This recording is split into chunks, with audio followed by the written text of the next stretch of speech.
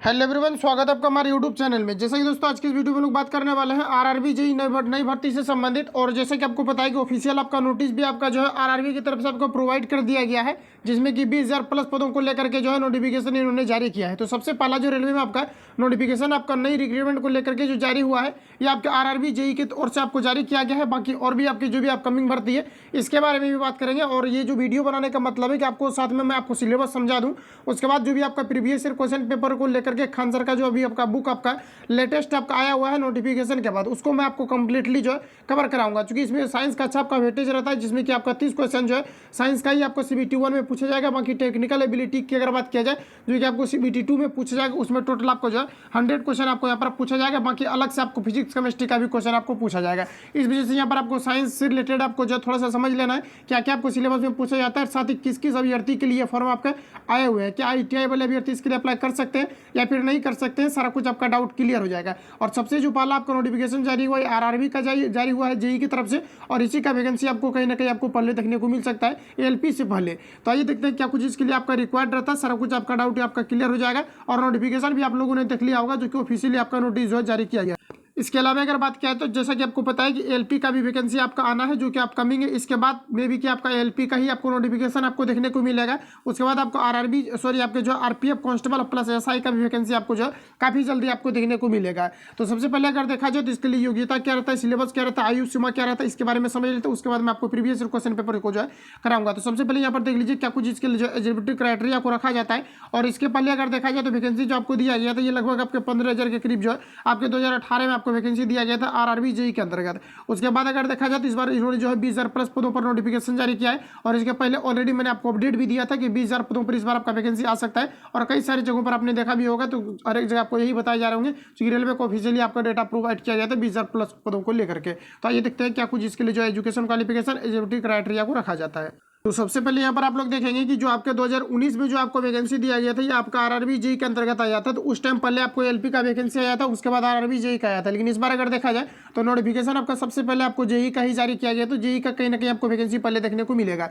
इसमें अगर देखा जाए तो सबसे ज़्यादा जो आपको दिया जाता है आपका जूनियर इंजीनियर के अंतर्गत आपका आता है, क्योंकि जो मेनली आपको वैकेंसी आपको प्रोवाइड किया जाता है जूनियर इंजीनियर को लेकर के ही किया जाता है। और कई सारे आपके अलग से भी वैकेंसी इसमें आपको ऐड किया जाता है, जिसमें कि देख पाएंगे जूनियर इंजीनियर इंफॉर्मेशन टेक्नोलॉजी के अंतर्गत दिया जाता है। इसके अलावा देख पाएंगे कि डिपोर्ट मटेरियल सुपरटेंडेंस के लिए आपको दिया जाता है। इसके अलावा अगर बात करें तो केमिकल एंड मेटलर्जिकल असिस्टेंस के लिए भी दिया जाता है। लेकिन अलग अलग इसमें आपको एजुकेशन क्वालिफिकेशन आपको जो है मांगे जाते हैं। जिसमें कि अगर बात किया जाए अगर आप जेईई के लिए अप्लाई करते हैं तो जितना कि आपको पोस्ट दिया गया इससे सबसे ज़्यादा जो पोस्ट आपको मिलेगा ये आपके जेईई के अंतर्गत ही आएगा, क्योंकि जेईई का ही मेनली आपको वैकेंसी दिया गया है जिसको हम लोग जूनियर इंजीनियर बोलते हैं। इसमें अगर क्वालिफिकेशन की अगर बात किया जाए, अगर आपने डिप्लोमा किया है तो बिल्कुल आप इसके लिए अप्लाई कर सकते हैं। Diploma in engineering in discipline relevant, यानी कि आपने डिप्लोमा किया है तो बिल्कुल आप इसके लिए आवेदन कर सकते हैं। इसके अलावा अगर बात करें तो जूनियर इंजीनियर के लिए अगर आप डालना चाहते हैं जिसमें कि इंफॉर्मेशन टेक्नोलॉजी के अंतर्गत इसमें आपको कई सारे कैटेगरी में आपको पोस्ट देखने को मिल जाएगा। अगर इसमें देख पाएंगे 29 पोस्ट आपका दिया गया था, इसमें कम ही आपको पोस्ट देखने को मिलेगा। इसमें अगर बात करें तो अगर आपने जो है PGDCA अगर आपने किया या फिर आपका BSc है या फिर अगर BCA किया या फिर आपने अगर BTech किया है तो आप इस फॉर्म को जो है आवेदन कर सकते हैं। इसके अलावा बात करें देख पाएंगे कि डिपोर्ट जो यहाँ पर आपको दिया गया है मटेरियल सुपरटेंडेंस के लिए जो दिया गया है, जिसमें 227 पोस्ट आपका आया हुआ था। जिसमें कि अगर बात करें इसमें भी डिप्लोमा वाले अप्लाई कर सकते हैं। इसके अलावा डिग्री इन देख पाएंगे फ्रॉम एनी डिसिप्लिन, डिप्लोमा वाले जो है इसमें भी अप्लाई कर सकते हैं। किसमें तो डिपोर्ट है कि डिपोर्ट मटेरियल आपका जो सुपरटेंडेंस के लिए आप अप्लाई कर सकते हैं। इसके अलावा देख पाएंगे कि जो आपको दिया गया केमिकल एंड मेटलर्जिकल असिस्टेंट के लिए जो दिया गया इसमें आपका 387 पोस्ट दिया गया था। इसमें क्वालिफिकेशन की अगर बात किया जाए तो देख पाएंगे कि bachelor degree in science with physics chemistry with minimum आपका जो है 45% आपका मार्क्स होना चाहिए। तो यानी कहने का मतलब है कि अगर आपने आप जो है BSc में अगर आपका फिजिक्स और अगर आपका केमिस्ट्री है जिसमें कि आपका 45% अगर आपका मार्क्स है तो आप बिल्कुल जो इसके लिए आप अप्लाई कर सकते हैं केमिकल एंड मेटलर्जिकल असिस्टेंस के लिए। तो ये आपका यहाँ पर सारा कुछ आपका जो है क्वालिफिकेशन रहता है। बाकी हम लोग सिलेबस देख लेते हैं क्या कुछ रहता है। तो सिलेबस यहाँ पर आप लोग देख पाएंगे कि जो आपका CBT 1 के लिए जो आपको सिलेबस रहता है ध्यान से आप लोगों को देखना है, क्योंकि अब मेनली जो आपका खेला होने वाला है ये आपको आपके सिलेबस के अंतर्गत ही आपका होना है। जिसमें कि CBT 1 की अगर बात किया जाए तो इसमें आपका 30 क्वेश्चन आपका पूछा जाता है जो कि 30 मार्क्स का आपका रहता है। ये आपका स्टेज 1 के लिए है। बाकी देख पाएंगे कि जनरल इंटेलिजेंस और रीजनिंग जो आपको पूछा जाएगा 25 क्वेश्चन आपका रहेगा, ये भी आपका 25 मार्क्स का पूछा जाता है। जनरल अवेयरनेस आपका 15 क्वेश्चन, ये आपका 15 मार्क्स का आपका पूछा जाता है। और जनरल साइंस की अगर बात करें देख पाएंगे काफ़ी अच्छा खासा इसमें आपका वेटेज रहता है, जिसमें कि आपका जो है 30 क्वेश्चन आपका टोटल पूछा जाता है।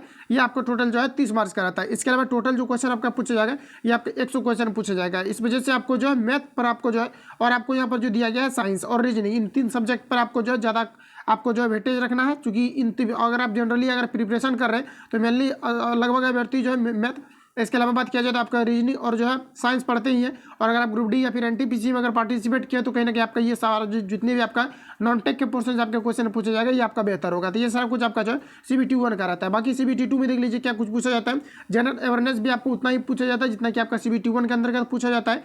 फिजिक्स और केमिस्ट्री की अगर बात किया जाए तो यहाँ पर आपका टोटल आपका 15 क्वेश्चन पूछा जाता है। जो आप CBT 1 में पढ़ेंगे वही आपको यहाँ पर CBT 2 के अंतर्गत भी पढ़ना है। लेकिन यहाँ पर आपको बायोलॉजी से क्वेश्चन आपको नहीं पूछा जाएगा, बाकी उसमें आपको बायो से भी क्वेश्चन आपको देखने को मिलेगा।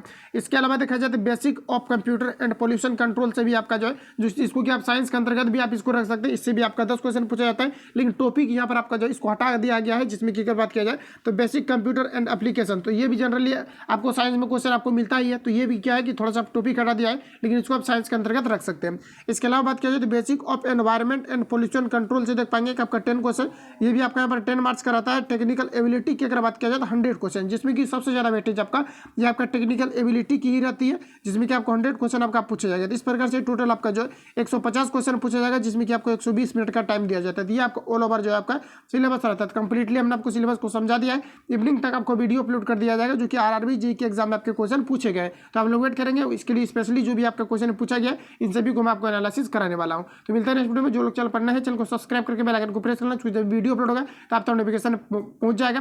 और नोटिफिकेशन काफी जल्दी आपको जो RRB JEE के अंतर्गत आपको देखने को मिलने वाला है। तो इन्होंने ऑफिशियल नोटिस जो है जारी कर दिया है। तो बाकी मिलते हैं नेक्स्ट वीडियो में। जिसको किसी प्रकार का डाउट है तो कमेंट करेंगे, वहाँ पर आपको रिप्लाई दे दिया जाएगा। मिलते हैं नेक्स्ट वीडियो में, तब तक के लिए जय हिंद, बेस्ट ऑफ लक।